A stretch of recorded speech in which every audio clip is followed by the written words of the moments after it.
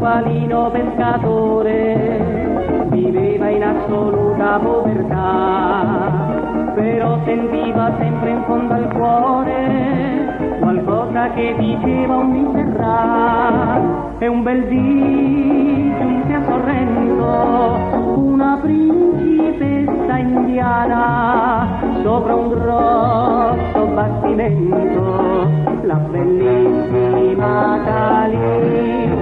Pasqualino la guardò e Calì si innamorò ed in India lo portò. Pasqualino Maharaja a cavallo all'elefante, con in testa un gran turbante, per la giungla se ne va. Pasqualino Maharaja non lavora e non fa niente, fra i misteri dell'Oriente va in Nababbo fra gli